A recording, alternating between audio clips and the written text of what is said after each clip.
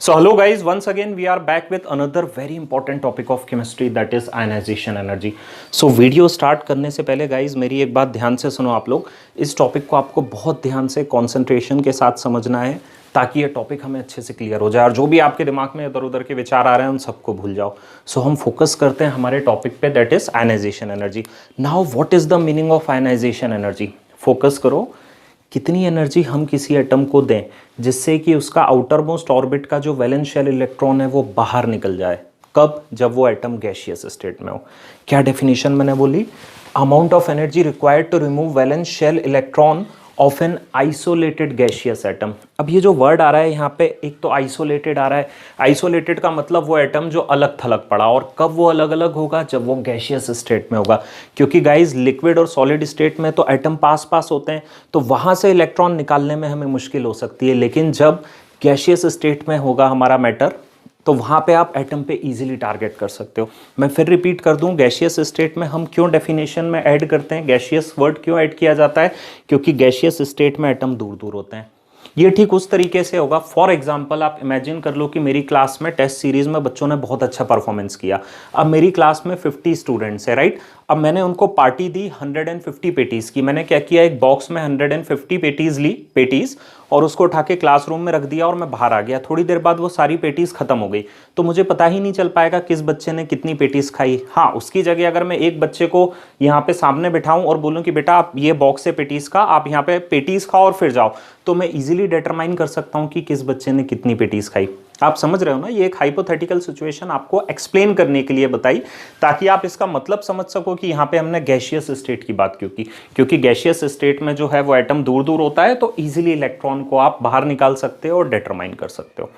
चलिए गाइस, तो सबसे पहले हम लोग ये फोकस करेंगे कौन कौन से फैक्टर हैं जिस पे आयनाइजेशन एंथैल्पी डिपेंड करती है, उसको ब्रॉड लेवल पे समझेंगे, और लास्ट में जाते जाते हम लोग सक्सेसिव आयनाइजेशन एंथैल्पी की भी बात करेंगे। तो बस अब फुल कंसंट्रेशन यही रखना है, मेरे वर्ड्स को सुनना है और इस वीडियो पे ही फोकस रहना है। चलिए, पहला जो फैक्टर है जो आयनाइजेशन एंथैल्पी को होल्ड करके रखता है वो है size. So guys, ionization enthalpy is inversely proportional to size. मेरे कहने का मतलब क्या है? जैसे जैसे एटम का साइज बढ़ता जाएगा वैसे वैसे आयनाइजेशन एंथैल्पी कम हो जाएगी। फॉर एग्जांपल, हम lithium, sodium, potassium, rubidium, caesium की बात करें, आप जानते हो डाउन द ग्रुप इनका नंबर ऑफ शेल बढ़ता जाता है, यानी डाउन द ग्रुप साइज बढ़ता जाएगा। ऑब्वियस सी बात है, लिथियम की अगर हम बात करें तो उसका एटॉमिक साइज बहुत छोटा होता है, यानी सारे के सारे जो इलेक्ट्रॉन है वो न्यूक्लियस के एकदम करीब हैं, तो अच्छे से इलेक्ट्रॉन होल्ड करके रख सकता है उनका न्यूक्लियस। लेकिन जब आप डाउन द ग्रुप जाते हो, नंबर ऑफ शेल बढ़ना स्टार्ट हो जाता है, बढ़ते चले जाते हैं। तो डेफिनेट सी बात है, सीजियम की अगर हम बात करें तो ऑब्वियसली इसकी आयनाइजेशन एंथैल्पी बहुत कम हो जाएगी। यानी अगर हम डाउन द ग्रुप बात करें तो सबसे ज़्यादा आयनाइजेशन एंथैल्पी लिथियम की देखने को मिलेगी, सोडियम को मिलेगी, पोटेशियम की मिलेगी, रुबिडियम की मिलेगी और सीजियम की मिलेगी। मतलब साफ है कि जैसे जैसे साइज बढ़ता चला जाएगा और हम बोल सकते हैं एटॉमिक रेडियस बढ़ता चला जाएगा, वैसे वैसे आयनाइजेशन एंथैल्पी जो है वो कम होती चली जाएगी। क्योंकि अगर साइज बढ़ जाएगा तो आउटर मोस्ट ऑर्बिट के जो इलेक्ट्रॉन्स है उस पर न्यूक्लियस के अंदर जो बैठा हुआ प्रोटॉन है वो उतनी ताकत से उसको होल्ड नहीं कर पाएगा, क्योंकि साइज बहुत बड़ा है। ये कुछ इस तरीके से आप समझो, जैसे मेरी क्लास में फॉर एग्जाम्पल 20 स्टूडेंट्स बैठे हुए हैं, राइट? तो 20 स्टूडेंट्स पे हर एक स्टूडेंट में मैं इजीली फोकस कर सकता हूं। लेकिन वहीं अगर मैं किसी सेमिनार में हूं और वहां पे 1000 बच्चे बैठे हुए हैं और मैं सेमिनार में गाइड कर रहा हूं और मैं पढ़ा रहा हूं, तो हो सकता है वो जो लास्ट में बच्चा बैठा हुआ है जो 1000 पोजीशन पे, वो क्लास के निकल के बाहर भी चला जाए, तो शायद मैं उस पर इतना फोकस ना कर पाऊं। ठीक उसी तरीके से जैसे जैसे साइज बढ़ता जाएगा वैसे वैसे आयनाइजेशन एंथैल्पी डिक्रीज होती चली जाएगी। अभी इनका हम ट्रेंड एग्जाम्पल से भी देखेंगे, पहले हम इन चीजों को समझ लेते हैं। सेकंड जो पॉइंट लिखा हुआ है, ionization enthalpy is directly proportional to nuclear charge, या फिर नंबर ऑफ प्रोटॉन, या फिर जेड एटॉमिक नंबर। जैसे जैसे जब आप ग्रुप में, पीरियोडिक टेबल में, जब आप लेफ्ट टू राइट जाते हैं अलोंग अ पीरियड, जब आप लेफ्ट से राइट की तरफ जाते हैं, तो आप जानते हैं ये चीज एटॉमिक रेडियस वाले सेक्शन में मैंने आपको बहुत अच्छे से एक्सप्लेन किया था कि जब हम लेफ्ट टू राइट जाते हैं तो एटॉमिक नंबर बढ़ता चला जाता है। सेम शेल में एटॉमिक नंबर बढ़ता चला जाता है और साइज छोटा होता चला जाता है। क्या बोला मैंने? एटॉमिक नंबर बढ़ता जाएगा, न्यूक्लियर चार्ज बढ़ता चला जाएगा। न्यूक्लियर चार्ज आप जानते हो ना, जैसे न्यूक्लियस में प्रोटॉन बढ़ते चले जाएंगे, लेफ्ट टू राइट जाओगे। जैसे मैं बात करूं for example lithium, beryllium, boron, carbon, अभी सीरीज को हम एक्सप्लेनेटरी फॉर्म में भी पढ़ेंगे, इसमें एक्सेप्शन भी आएंगे, बट मैं एक जनरल ट्रेंड अभी आपको बता रहा हूं, general trend, right. Carbon, carbon के बाद क्या आ जाएगा आपका नाइट्रोजन, ऑक्सीजन, लाइक दिस। तो जब आप लेफ्ट टू राइट की तरफ जाओगे तो देखो यहाँ पे लिथियम के पास कितने प्रोटॉन है, खाली 3 प्रोटॉन है, इसका एटॉमिक नंबर 3 होता है। और जब आप ऑक्सीजन तक पहुंचते हो तो सेम शेल में नंबर ऑफ प्रोटॉन बढ़ जाते हैं। ऑक्सीजन के पास प्रोटॉन कितने होते हैं, 8 प्रोटॉन। इसका न्यूक्लियस की ताकत बढ़ जाती है, इसका न्यूक्लियस का चार्ज बढ़ जाता है, इसलिए वो इलेक्ट्रॉन को अपनी तरफ ज्यादा ताकत से अट्रैक्ट करता है। इसलिए जब आप लेफ्ट टू राइट जाते हो तो साइज छोटा हो जाएगा। भाई साइज छोटा हो जाएगा तो न्यूक्लियस, जो छोटा साइज वाला जो आपका ऑर्बिट है, डेफिनेटली उन इलेक्ट्रॉन पे अच्छे से फोर्स लगा पाएगा और उनको बाहर आसानी से नहीं जाने देगा। बात समझ में आ रही है? इसीलिए ये बात बोली जाती है कि ionization enthalpy is proportional to nuclear charge. क्या होता है न्यूक्लियर चार्ज? इस वर्ड से कंफ्यूज नहीं होना। न्यूक्लियस की ताकत, जो न्यूक्लियस की स्ट्रेंथ बढ़ती है, सेम शेल में प्रोटॉन बढ़ना स्टार्ट हो जाते हैं, न्यूक्लियस मोर पावरफुल हो जाता है, न्यूक्लियस का चार्ज बढ़ जाता है और फिर वो इलेक्ट्रॉन को अपनी तरफ अट्रैक्ट करके एटम का जो शेल का साइज है उसको छोटा कर देता है। तो दूसरा पॉइंट हमारा क्लियर हो गया कि ionization enthalpy is directly proportional to nuclear charge, right. ये दो बातें हमने क्लियर करी। थर्ड पॉइंट की तरफ हम आते हैं, half filled and full field electronic configuration की अब हम लोग बात करेंगे। सो गाइज मैं इसको रब कर देता हूं और हम बात करते हैं थर्ड पॉइंट। थर्ड पॉइंट बहुत ज्यादा इंपॉर्टेंट है, ध्यान से फोकस करेंगे आप लोग। सो चलिए गाइज अब हम हमारे थर्ड पॉइंट की बात करते हैं, that is half filled and full field electronic configuration. ध्यान से सुनो मेरी बात। वो एटम जिसका इलेक्ट्रॉनिक कॉन्फ़िगरेशन हाफ फिल्ड है या फुल फिल्ड है वो स्टेबल होंगे एक तो, और दूसरा उनकी आयनाइजेशन एंथैल्पी बहुत ज्यादा हाई होगी। ध्यान से सुनो अब जो मैं बोल रहा हूं। फॉर एग्जाम्पल आप वो एटम्स जिनका इलेक्ट्रॉनिक कॉन्फ़िगरेशन आपको हाफ फील्ड यानी P3 मिल रहा है, D5 मिल रहा है या F7 आपको मिल रहा है आउटर मोस्ट इलेक्ट्रॉनिक कॉन्फ़िगरेशन, ये बहुत ज्यादा स्टेबल होंगे। साथ ही साथ फुलफिल्ड ऑर्बिटल, फुलफिल्ड की अगर मैं बात करूं तो वो एटम जिनका आउटर मोस्ट इलेक्ट्रॉनिक कॉन्फ़िगरेशन आपको P6, D10 या F14 मिल रहा है, इनकी आयनाइजेशन एंथैल्पी बहुत ज़्यादा हाई होगी। ये हो गए आपके हाफ फील्ड। तो इनको अभी हम ध्यान से समझेंगे भी जब हम बात करेंगे इनके variation along group and period. तो ये थर्ड पॉइंट पे आपको फोकस करना है। सो गाइज अब हम लोग हमारे फोर्थ पॉइंट की बात करते हैं। ध्यान से सुनो, क्योंकि आप जानते हो एफ ब्लॉक के जो ऑर्बिटल्स होते हैं उनका स्क्रीनिंग इफेक्ट या शील्डिंग इफेक्ट बहुत ज़्यादा पुअर होता है। स्क्रीनिंग इफेक्ट का मतलब क्या होता है, बाहर के जो इलेक्ट्रॉन्स हैं उनको अंदर आने से रोक पाना। और एफ जो आपका ब्लॉक है उसके जो ऑर्बिटल है उसका शेप बहुत ही डिस्पर्स्ड, बहुत ही बिगड़ा हुआ होता है, तो वो बाहर के इलेक्ट्रॉन को अंदर आने से रोक नहीं पाता, इसलिए एटॉमिक साइज अनएक्सेप्शनली छोटा हो जाता है। इस कारण जो आपके एफ ब्लॉक के एलिमेंट्स है स्पेशली, और जो एफ ऑर्बिटल्स हैं आपके, वो due to poor shielding effect, poor screening या shielding effect, poor screening effect होने के कारण इनकी आयनाइजेशन एंथैल्पी जो है वो अनएक्सेप्शनली हाई होती है। काफ़ी हद तक यही चीज़ हमें डी ब्लॉक एलिमेंट को भी देखने को मिलती है। एफ ब्लॉक पे due to poor shielding effect जो प्रॉपर्टी निकल के सामने आती है वो होती है लेंथेनाइड कॉन्ट्रैक्शन।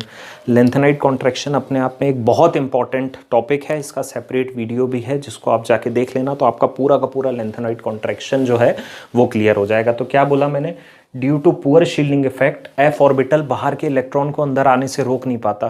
तो इस ब्लॉक में मैक्सिमम जितने भी एलिमेंट फॉल करते हैं ना उनकी आयनाइजेशन एंथैल्पी अनएक्सेप्शनली हाई हो जाती है। इस चीज़ को मैं एक एक करके आपको एक्सप्लेन करूंगा। सो अब ये 4 पॉइंट्स हमने समझ लिए, इनसे रिलेटेड अब हम पीरियोडिक टेबल में जो भी ट्रेंड्स है उसको देख लेते हैं। चलिए मैं इसको रब कर देता हूँ। सो चलिए गाइज अब ये पॉइंट्स हमने समझ लिए हैं। अब इन पॉइंट्स के बेसिस पे हम पीरियोडिक टेबल में एटम्स किस तरीके से ट्रेंड शो करते हैं हम उसको ऑब्जर्व कर लेते हैं। सबसे पहले हम लोग अलॉन्ग पीरियड की बात करेंगे। सो ध्यान से आप लोग फोकस करें।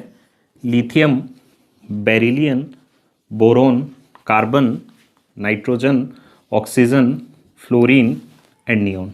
चलिए एक्सपेक्टेड ट्रेंड क्या होना चाहिए जब हम लेफ्ट टू राइट जा रहे हैं, तो अभी हमने क्या देखा था, आयनाइजेशन एंथैल्पी बढ़ जाती है, उसके हिसाब से जो एक्सपेक्टेड ट्रेंड होना था वो ये हो रहा है।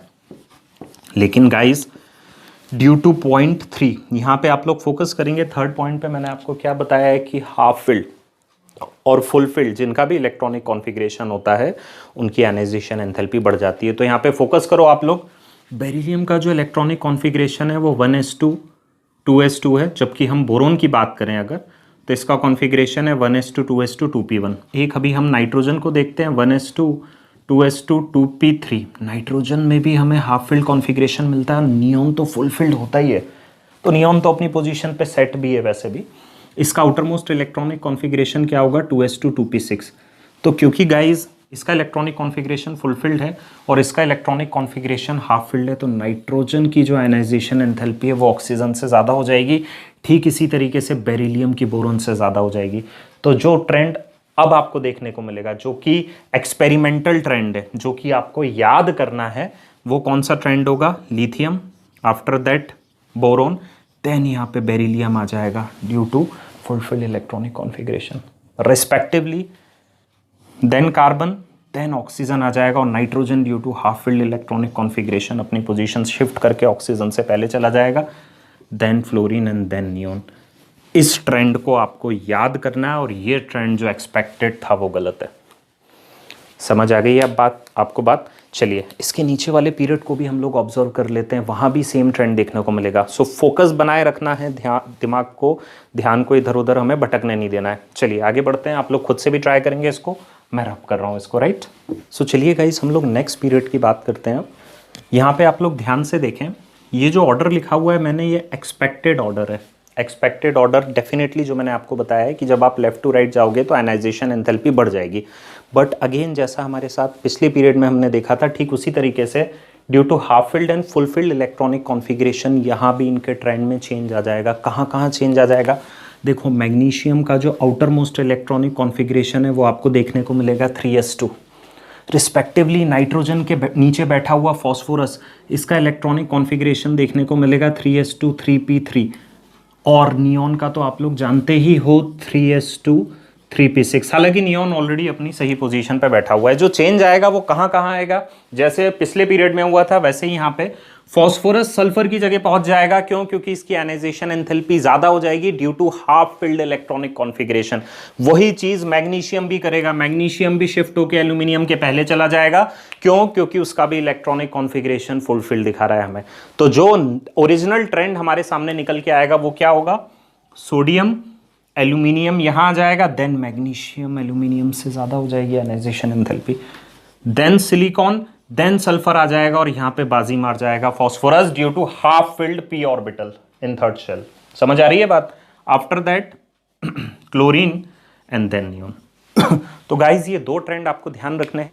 सो चलिए गाइज अब हम अलोंग ग्रुप ट्रेंड को समझते हैं। सबसे पहले हम लोग एस ब्लॉक एलिमेंट की बात करते हैं। देखिए एस ब्लॉक एलिमेंट में तो जो जनरल ट्रेंड है विदाउट एनी एक्सेप्शन वही का वही फॉलो होना है। ध्यान से देखो आप, लिथियम, सोडियम, पोटेशियम, रुबिडियम और सीजियम। यहाँ फ्रेंशियम की बात हम नहीं करेंगे क्योंकि वो रेडियो एक्टिव होता है। जैसा कि आप जानते हो डाउन द ग्रुप साइज बढ़ जाता है, जैसा मैंने स्टार्टिंग में भी आपको एक्सप्लेन कर चुका हूँ, तो ऑब्वियसली आयनाइजेशन एंथैल्पी जो है वो डिक्रीज हो जाएगी। तो एस ब्लॉक में विदाउट एनी एक्सेप्शन आपको ये चीज देखने को मिलेगी। रिस्पेक्टिवली इसके जो नेक्स्ट वाला ग्रुप है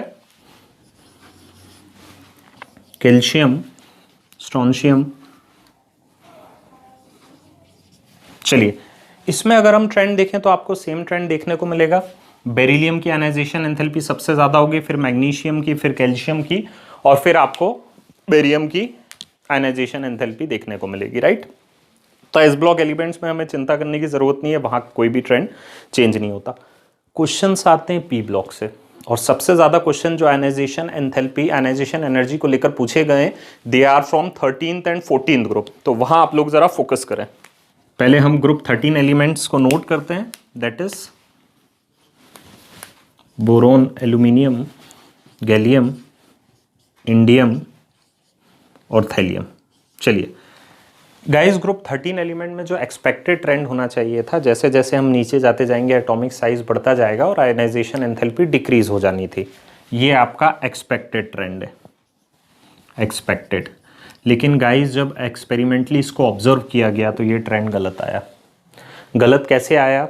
जब एक्सपेरिमेंटली ऑब्जर्व किया गया तो ये देखा गया कि थैलियम की जो आयनाइजेशन एंथैल्पी का जो ऑर्डर है जस्ट बोरोन के बाद देखा गया, बोरोन के बाद उसकी आयनाइजेशन एंथैल्पी देखी गई।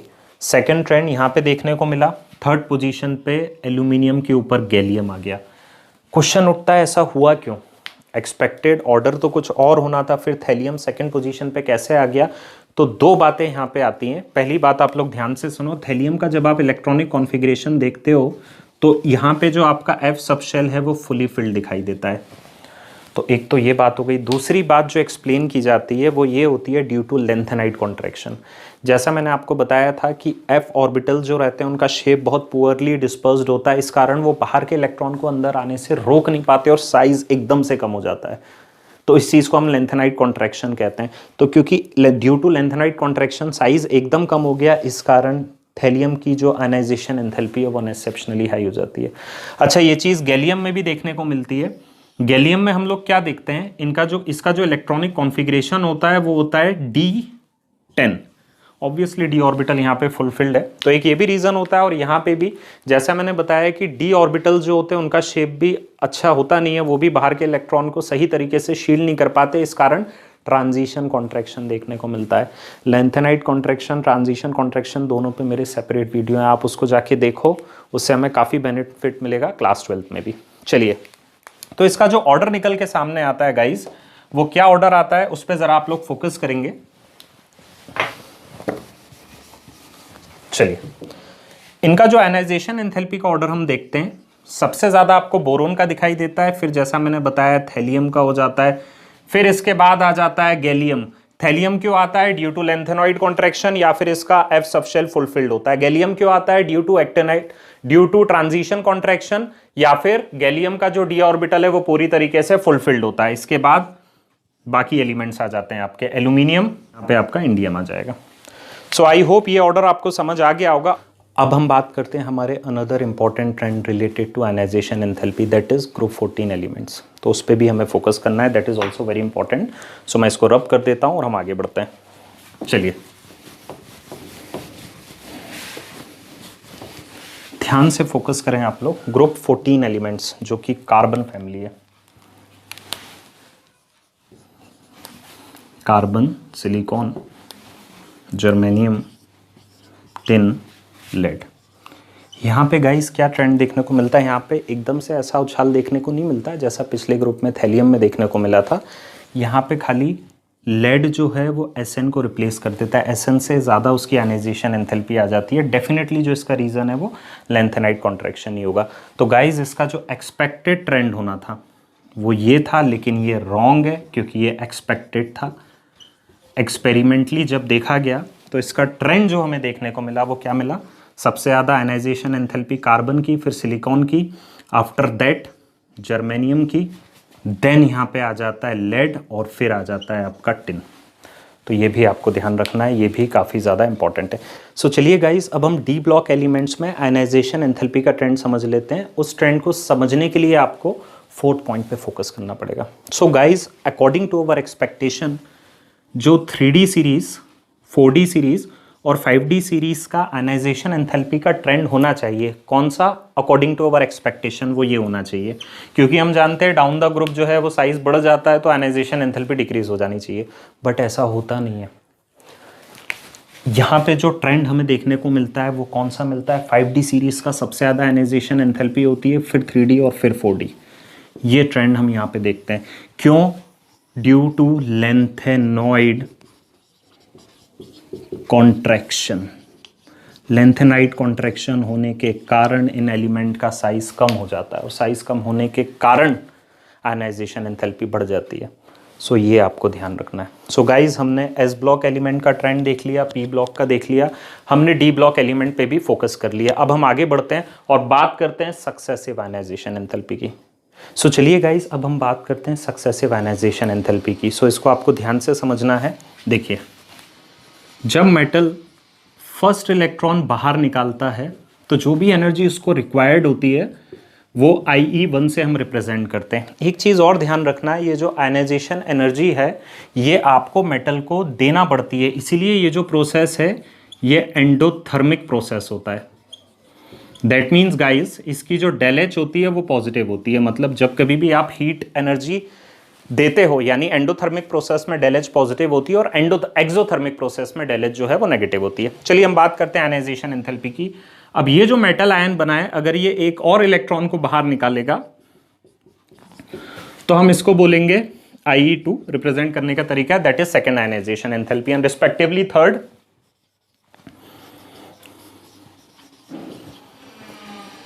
That is called third ionization enthalpy. So guys, इसका जो ऑर्डर होता है आयनाइजेशन एंथैल्पी की एनर्जी का, वो ये ऑर्डर होता है। सबसे ज़्यादा आपकी थर्ड आयनाइजेशन एंथैल्पी होगी, फिर सेकंड होगी, फिर फर्स्ट होगी।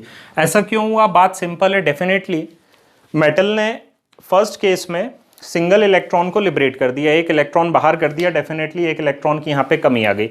अब जो प्रोटॉन पहले से थे उनको अब पहले के मुकाबले कम इलेक्ट्रॉन को अपनी तरफ अट्रैक्ट करके रखना है, तो डेफिनेटली जब आप सेकंड इलेक्ट्रॉन निकालने जाओगे तो आपको आयनाइजेशन एंथैल्पी बढ़ के मिलेगी।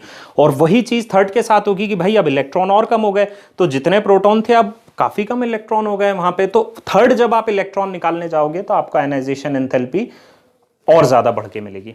समझ में आ रहा है? तो ये आपको ट्रेंड याद रखना है, सबसे ज्यादा आयनाइजेशन एंथैल्पी थर्ड होगी, देन सेकंड होगी, देन फर्स्ट होगी। चलिए अब कुछ क्वेश्चंस हम फोकस कर लेते हैं रिलेटेड टू दिस। चलिए गाइस, फोकस करेंगे हम लोग नाइट्रोजन और ऑक्सीजन का एग्जांपल कंसीडर करते हैं। चलिए, नाइट्रोजन जब फर्स्ट इलेक्ट्रॉन लिबरेट करेगा तो उसका जो इलेक्ट्रॉनिक कॉन्फ़िगरेशन हो जाएगा, पहले कितना था 1s2 2s2 2p3, अब कितना हो गया 1s2 2s2 2p2। अगर मैं ऑक्सीजन की बात करूं, ऑक्सीजन का पहले इलेक्ट्रॉनिक कॉन्फ़िगरेशन कितना था 1s2 2s2 2p4, अब कितना हो गया 1s2 2s2 2p3। So guys, किसकी आयनाइजेशन एंथैल्पी ज्यादा होगी? नाइट्रोजन की कंपेयर टू ऑक्सीजन। क्यों? क्योंकि नाइट्रोजन जो था यहां पे हाफ फिल्ड था। बात समझ में आ रही है? और ऑक्सीजन जो है यहां पे हाफ फिल्ड नहीं था, इसलिए अगर मैं बात करूं आयनाइजेशन एंथैल्पी ऑफ नाइट्रोजन की कंपेयर टू ऑक्सीजन, तो ionization enthalpy of nitrogen is greater than ionization enthalpy of oxygen. ये पहली आयनाइजेशन एंथैल्पी की बात कर रहे हैं हम लोग।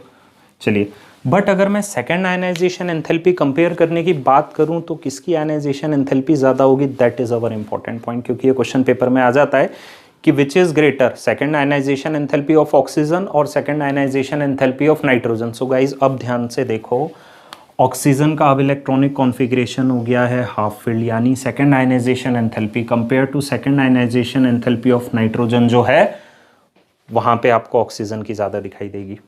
क्या बोला मैंने? अगर IE2 की बात करूं, किसकी? Of oxygen is greater than second ionization enthalpy of nitrogen. अगर आप डिफरेंट एलिमेंट में कंपेयर कर रहे हैं तो आपको ये बात ध्यान रखना पड़ेगी। सो गाइज, आई होप ये आयनाइजेशन एनर्जी का लेक्चर आपको समझ आ गया होगा। बहुत जल्दी हम नए वीडियो के साथ अपीयर होंगे। So thank you so much.